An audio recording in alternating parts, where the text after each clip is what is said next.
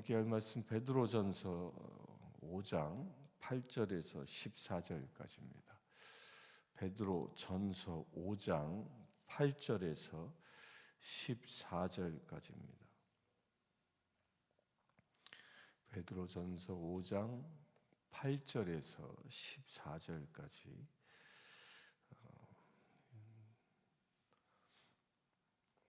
8절과 9절 먼저 보겠습니다. 근신하라 깨어라 너희 대적 마귀가 우는 사자같이 두루 다니며 삼킬 자를 찾나니 너희는 믿음으로 굳건하게 하여 그를 대적하라.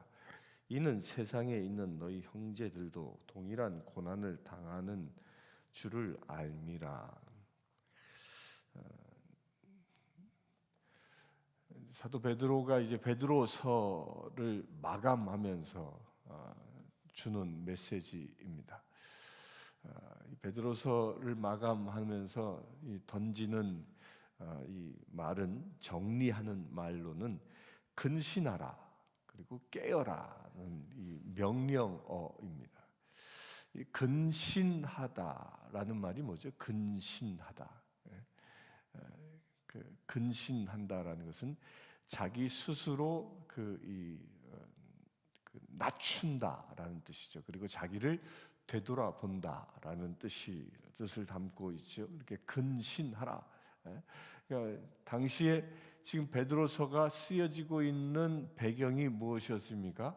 어마어마한 박해가 시작되어지는 그런 시점에 성도들로부터 자기 자신을 스스로 낮추라라고 얘기합니다. 낮추어라.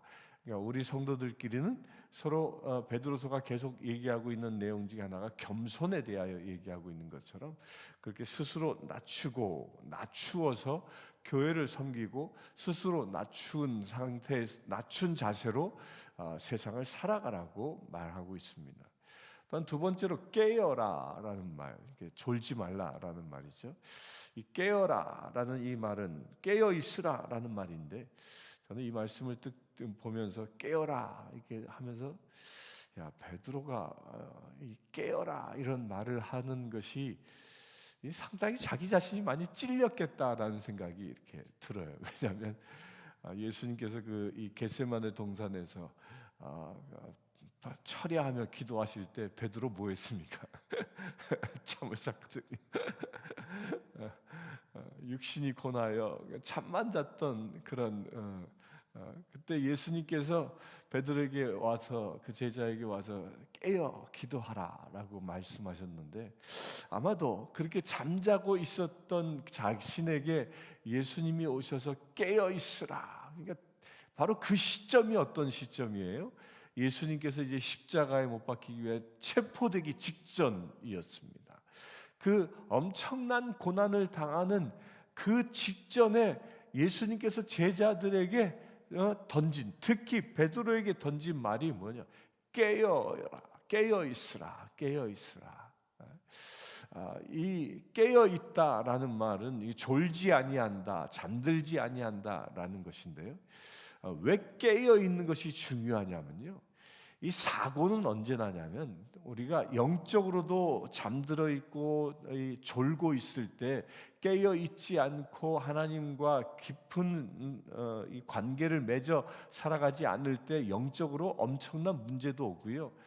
또 우리가 세상을 살아가면서 특히 이 현대는 자동차 사회니까 자동차 이 운전하고 갈 때 이 고속도로에서 가장 사고를 많이 내는 그 원인이 뭐죠?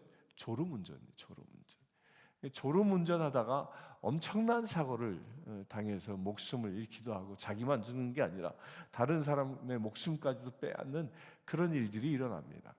음주운전보다 더 무서운 게 졸음운전이라고 얘기하지요. 그만큼 이 존다, 이게 잠이 든다라는 것은 영적으로는 우리의 생명이 위태로워질 수 있다라는 이런 말인 겁니다. 왜 위태로워지느냐?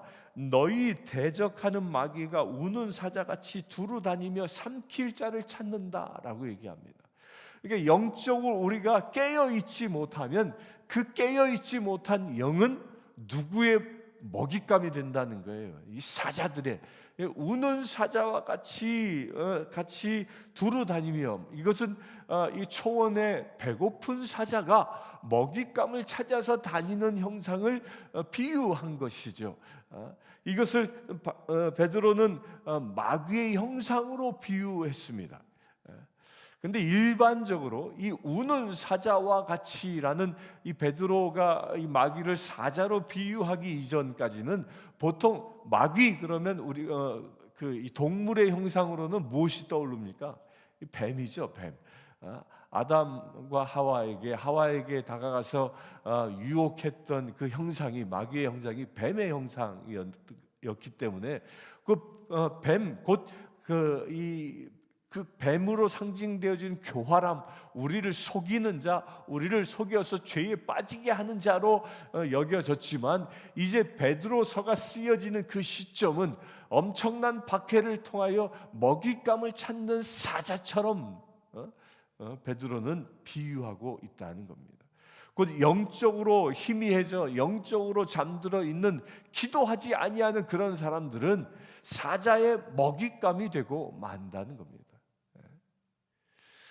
저도 목회하면서 이 말은 영고불변의 진리다라는 걸 목회하면서 늘 경험합니다. 저 자신도 영적으로 깨어있지 못할 때가 있죠. 지쳐서. 그러면 좋지 않아요. 영적으로 엄청난 공격을 당합니다. 또한 성도들도 보면 정말 하나님이 축복이 넘치는 성도가 있고요, 안 듣지만 그렇지 않은 성도가 있습니다. 그 차이가 어디에 있느냐? 바로 여기에 있어요. 그 사람이 영으로 깨어 있느냐, 아니면 깨어 있지 아니하고 기도하지 아니하고 겟세마네 동산에서 졸고 있는 베드로처럼 지내고 있느냐에 따라 하나님의 은혜가 넘치는 사람이냐, 그렇지 않은 사람이 구분되어지는 겁니다. 이 깨어 있는 것은 곧 예수 그리스도와 더불어 영적으로 소통하는 관계를 늘 가지고 있다라는 거예요. 육적으로 24시간 잠자지 아니하고 지낸다라는 것이 아닙니다. 우리가 비록 육신이 피곤하여 잠이 들어도 내 영은 주와 함께 있는 것, 함께 있는 그런 은혜의 시간들을 가져야 하는 겁니다.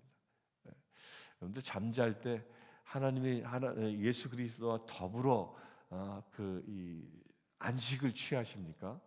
그렇게 취하는 사람들은요, 짧은 시간 잠을 자도 꿀잠을 잡니다. 꿀잠을.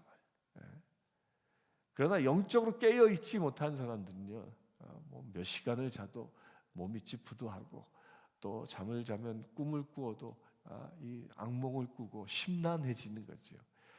그런 악몽이 계속 이어지고 잠을 자도 몸이 풀어지지 않는다면요, 영적으로 깨어 있지 아니하는 자입니다. 우리가 영적으로 깨어 있게 되길 바랍니다. 영적으로 깨어 있느냐, 그렇지 않느냐에 따라 우는 사자가 우리를 공격하느냐, 그렇지 않느냐가 결정되어지는 겁니다. 그렇게 영적으로 깨어 있는 사람들을 9절에 보면 믿음을 굳건하게 하여 그를 대적하라. 그러니까 우는 사자를 대적하는 겁니다. 여기서 대적한다라는 건 뭐예요? 적과 마주 서서 적을 물리친다라는 겁니다. 이 용어는 이 로마 군대가 적과 대치하여 싸우는 형상을 말한다고 말씀드렸죠. 이 신약 성경에서 군대 용어들은 대부분 다 로마 군대가 전쟁에 임했을 때에 백전백승을 연전연승을 했던 그 로마 군대의 형상을 비유해서 얘기하는 겁니다. 그러니까 강력한 무장을 가지고 스크럼을 짜고 흩어지지 않고 주변 동료 병사들과 더불어 적과 대적하는 모습, 이 모습을 지금 베드로가 염두에 두고 얘기하고 있는 겁니다. 우리를 잡아먹으려고 하는 사단의 그 공격, 마귀의 공격들을 어떻게 이길 수 있느냐?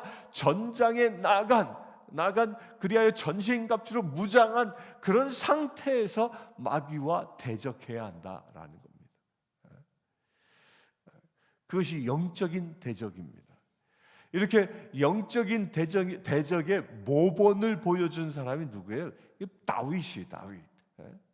다윗이 골리앗과 대적하여 싸울 때 그 모습입니다.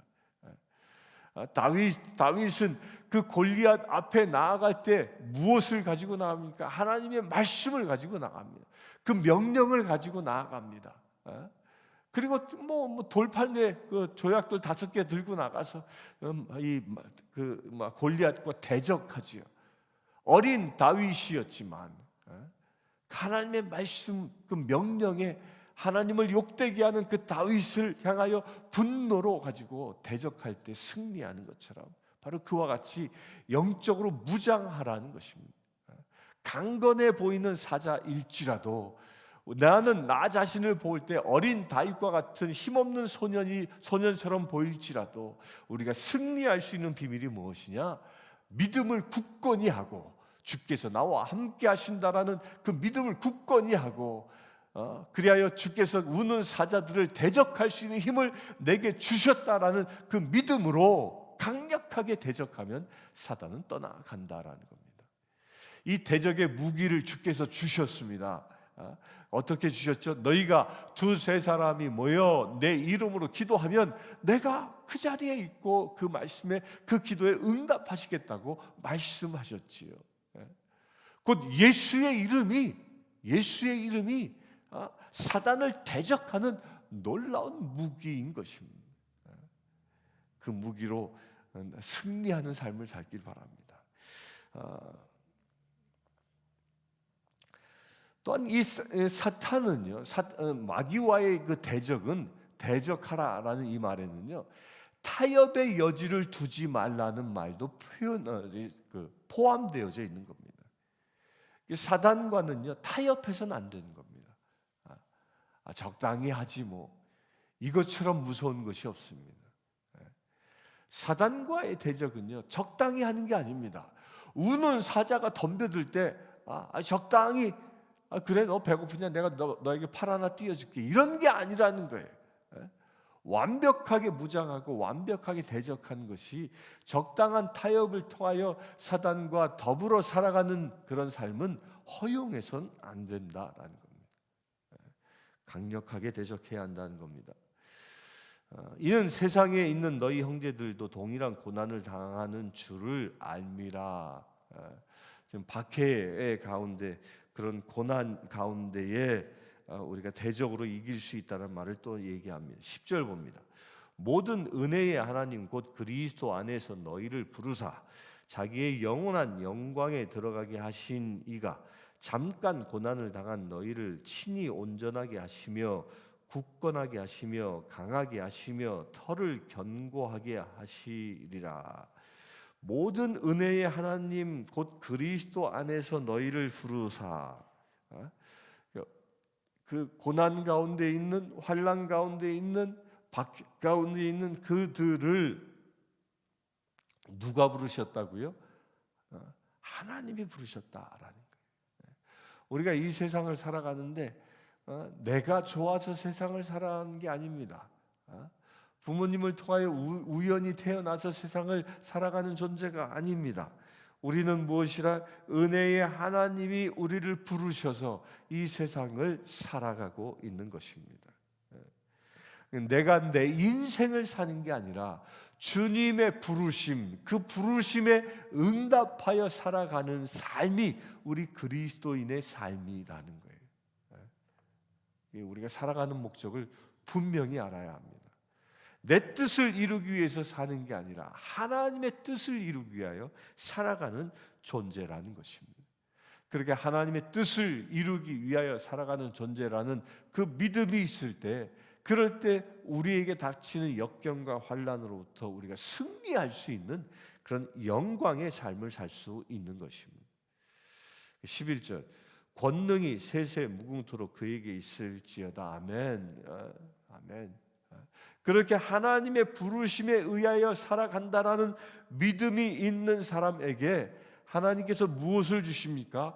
권능을 주신다라는 권능. 권능이라는 게 뭐예요? 권력과 능력을 주시는 겁니다. 곧 힘을 주시는 것이죠. 우는 사자처럼 사단 마귀가 우리를 공격한다 할지라도 하나님의 그 권능으로 승리할 수 있는 능력을 주시는 것이죠. 실제로 이 말씀은 초대교회에 그대로 이루어졌습니다. 로마 정부가 근 250년 동안 박해했지만 300년 가까이 박해했지만 하나님이 주시는 그 권능으로 교회는 오히려 로마를 정복하여 로마를 기독교 국가로 만들어내는 놀라운 역사를 일으킨 것입니다. 그런 권능이 오늘 하루를 여러분들의 삶을 통하여 나타날 수 있게 되길 축원합니다. 12절 봅니다. 내가 신실한 형제로 아는 실로아노로 말미암아 너희에게 간단히 써서 권하고 이것이 하나님의 참된 은혜임을 증언하노니 너희는 이 은혜에 굳게 서라. 여기서 말하는 실로아노는 이 신라를 얘기하는 거죠. 초대교회의 신라. 이 바울과 더불어 이 전도 여행에 참여했던 신라, 또 바울과 더불어 감옥에도 gat혔던 그 신라를 실루아노라고 헬라 말로 이렇게 표현했습니다. 같은 동명의 사람입니다.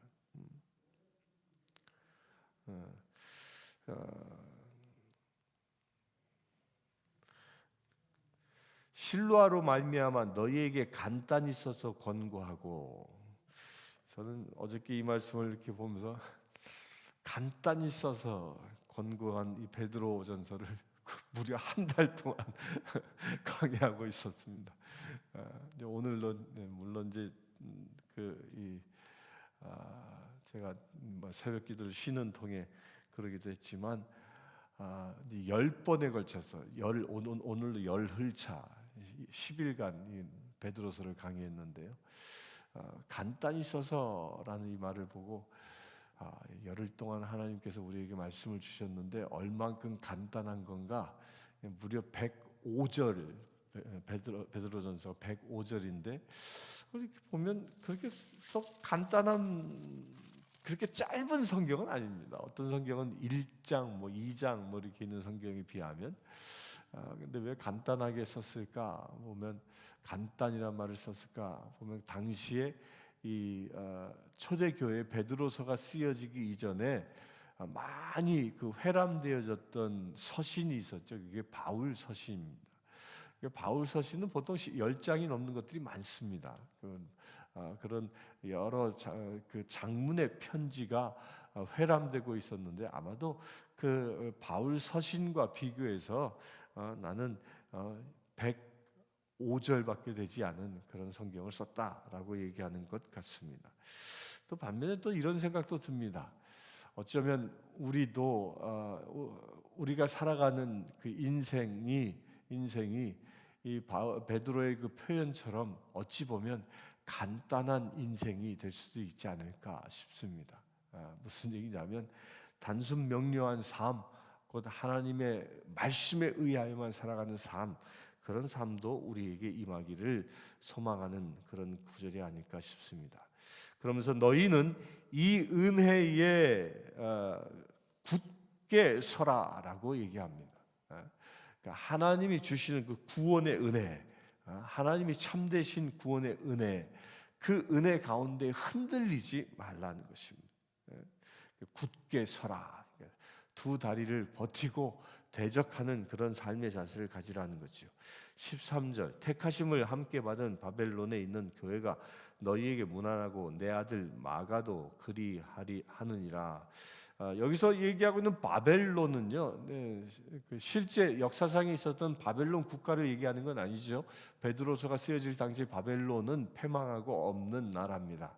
그런데 왜 바벨론이라고 표현하냐면 이때 당시에는 바벨론 그러면 바벨론은 로마를 상징하는 로마를 부르는 이야기입니다. 그러니까 마치 암호처럼.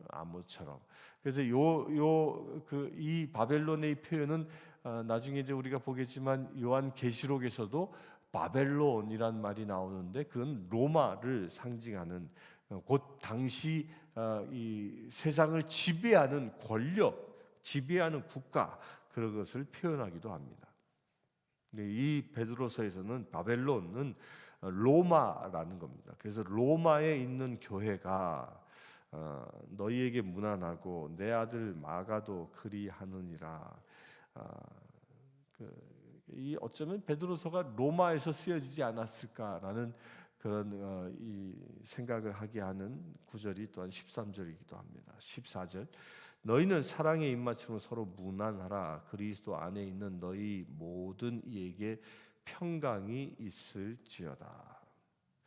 마지막 인사를 하는데 서로 무난하는 삶을 살라고 얘기하고요. 그러할 때 그리스도 안에 있는 너희 모든 이에게 평강, 피스죠. 피스가 있게 되어진다라는. 그러니까 우리 성도들끼리는 서로 성도들의 관계를 통해서 무엇을 일구는 사람이니까 피스 메이커가 되어지는 사람입니다. 평강을 이루어내는 사람입니다. 그래서 우리 성도들이 두세 사람만 모여도 우리는 피스메이커의 삶을 살아가는 것이죠. 사도 바울이 마지막 당부가 세상이 험하고 세상이 아무리 박해하여 우리의 믿음을 흔들지라도 우리는 세상을 향하여 피스메이커의 삶, 평화를 일구는 사도의 삶을 살아가기를 당부하고 있습니다. 오늘 하루의 삶을 통하여 여러분들의 삶을 통해서도 하나님의 그 평강이 이루어지는 피스메이커의 삶이 이루어지기를 주의 이름으로 축원합니다. 함께 기도하겠습니다. 주 아버지 하나님 감사합니다. 주님께서